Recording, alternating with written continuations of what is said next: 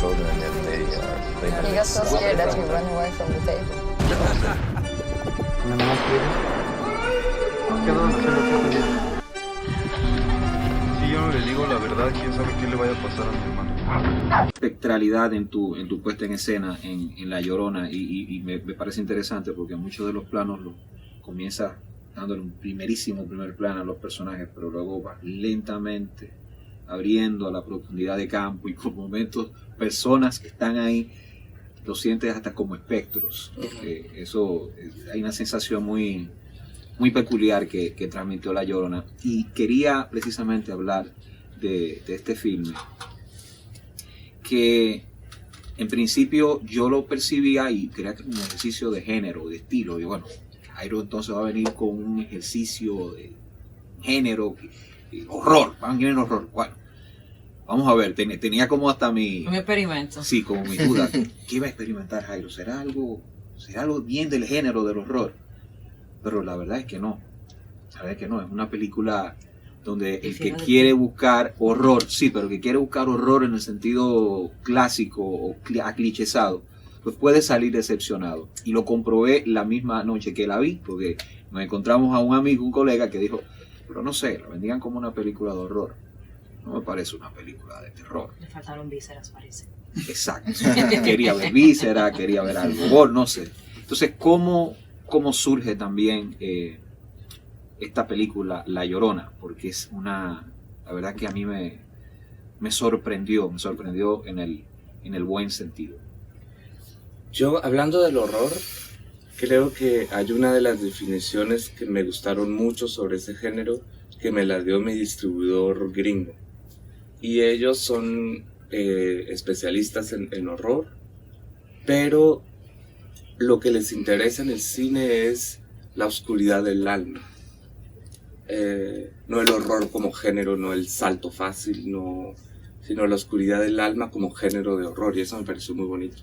Entonces creo que bajo esa línea La Llorona es completamente una película de horror. Luego no te hace saltar, no hay gente que grite, no se abre una puerta y hay una cara que sale, esas cosas. Esas cosas son peligrosas también, son falta de respeto son muy fáciles también hacia el espectador si lo quieres llevar a un bonito viaje, ¿no? Luego el cine de horror de salto es más como una aventura de Disney. O sea, uno sabe que se sube a una montaña rusa y uno ya sabe que si el carrito va subiendo va a caer. Entonces es como mucho más fácil y tu cuerpo lo puede necesitar, pero hay otro tipo de cine para eso. Y luego no me acuerdo qué pasó. No, era básicamente, yo no, era una reflexión y a partir de ahí hablamos. Pero sí, Edwin, lo que tú decías de lo del cine de terror, a mí, yo no sabía de qué trataba la película, ¿verdad? Me sorprendí cuando empezaron a hablar de pero cuando empieza, en ese género de cine hay una particularidad, que el sonido es muy importante. Y me recordé mucho de Lucrecia Martel, que ella dice que ella viene de ese cine, tiene una influencia, sus primeros experimentos con el cine y contacto con el cine fue con el cine de terror, y ella decía que eso del sonido era muy importante y tiene mucha coherencia como lo que retrata la película, porque escucha constantemente un llanto. Uh-huh. Y no solo eso, digamos que de alguna manera cuando yo llegué a la forma del horror, digamos, para esta película, porque llegué a La Llorona. O sea, yo sabía que quería hablar del tema, de la impunidad. Ahí te interrumpo para que nuestros oyentes, nuestro público sepa qué es La Llorona, porque en República Dominicana no tenemos esa leyenda. La Llorona. ¿Saben que ayer alguien me dijo que era quizás porque fueron como los años bobos españoles? Una cosa así. Sí, España boba.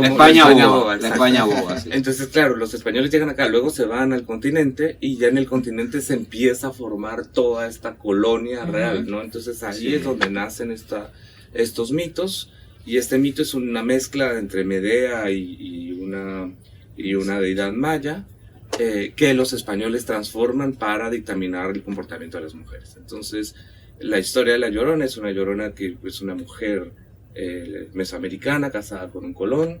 El colón se va ella, como es mujer y es histérica, se vuelve loca, entonces en venganza de ese hombre agarra a sus hijos y los ahoga en un río, y luego Dios baja y la castiga para llorar a la eternidad lo que hizo buscando a sus hijos cerca del agua, ¿no?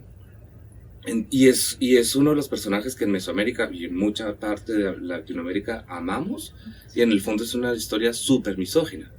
Entonces, la idea era cambiarle, cambiarle el tono a La Llorona y hacer de La Llorona una justiciera, y hacer de La Llorona un personaje que llore por algo más relevante que un hombre.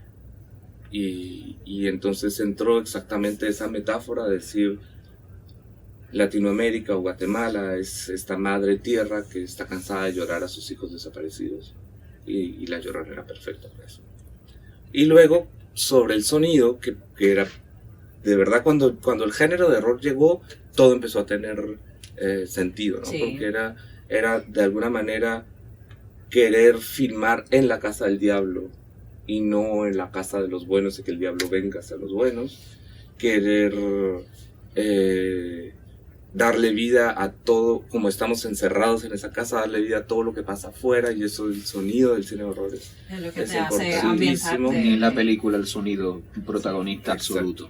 No, y esa masa enardecida, de alguna manera, buscando justicia, y ese demonio, porque no se le puede llamar de otra forma, aún en esa postrimería ya que se supone que está llegando a una consecuencia lógica de lo que tiene que pasar en la vida, no cambia, no cede, no reflexionan, y tú te ves en ese sentimiento de la masa enardecida por esa gran injusticia, y este tipo que no le genera nada, o sea, tiene sentido todo lo que hizo.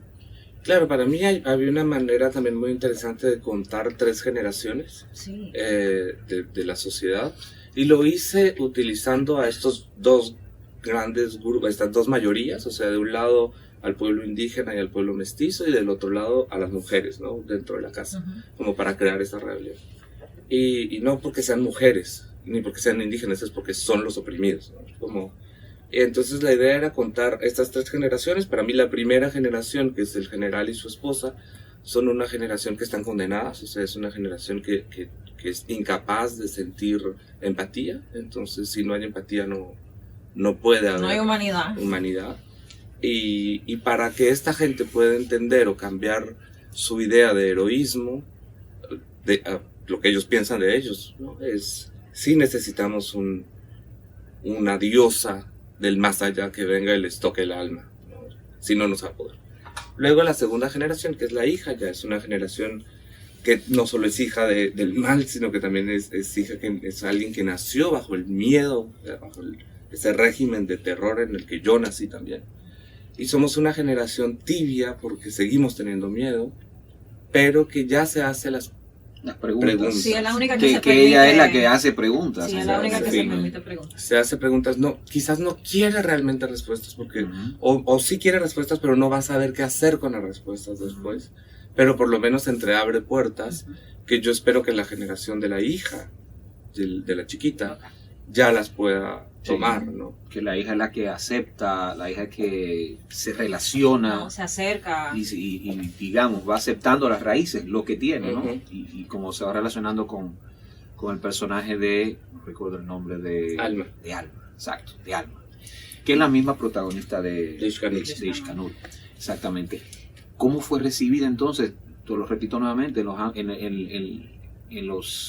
el tejido social, porque yo veo a este hombre y pienso en Ríos Montt inmediatamente. A eso es que me llega a la mente. O sea, te inspiraste Es en él, ¿no? este tipo de personaje, ¿no? Sí, me inspiré en el juicio, en los juicios de genocidio, y me inspiré en esta cosa tan impresionante que pasó en Guatemala, que por primera vez un país latinoamericano con su mismo sistema de justicia era capaz de ajusticiar a un genocida. Aunque mucha gente del ejército y de su partido siguieran en el poder, entonces eso me pareció, o sea, yo me acuerdo de haber leído esa primera página del New York Times cuando decía Guatemala, orgullo. Y estar muy contento de haber logrado eso. Y 10 días después, la Corte Suprema, bajo influencias, dice, ups, hubo errores en el proceso, si quieren saber si hay responsable o no de genocidio, tienen que volver a empezar. Y el proceso duró más de 10 años. Entonces vuelvo a coger el New York Times y decía Guatemala, vergüenza. Y es como eso es impunidad, eso es un país que no defiende los derechos humanos, eso es oligarquía. Y hablando de la oligarquía es muy, muy gracioso porque todos los movimientos políticos o sociales siempre han estado orgullosos de quiénes son y orgullosos de su concepto. Hasta los nazis estaban orgullosos. Hasta los nazis decían que lo que estaban haciendo era bien. Los oligarcas nunca.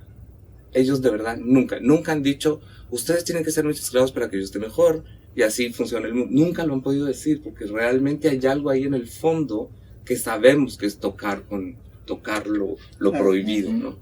Y entonces siempre se han escondido bajo extrema derecha o bajo democracia o liberal económica o Sí, todo eso invento que se da pero centro, todo lo centro vaina.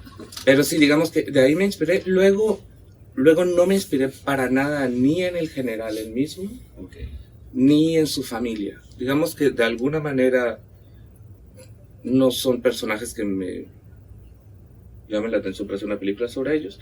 Y de otra manera me parece que si estamos hablando de un acto tan importante como un genocidio, dedicarle chisme a cómo vive una familia me parecía rebajarme mucho, ¿no? Entonces la idea era, en cambio, usar esos arquetipos para contar una sociedad, usar el hecho que pasó para describir, para decir un poco, pasó por esto, pasó porque pensamos que fue así, pasó porque fuimos un país fundado bajo la discriminación. Entonces, si le pasa a los mayas no importa, porque seguimos viviendo bajo esa discriminación también. Children, if they He got so scared that he ran away from the table.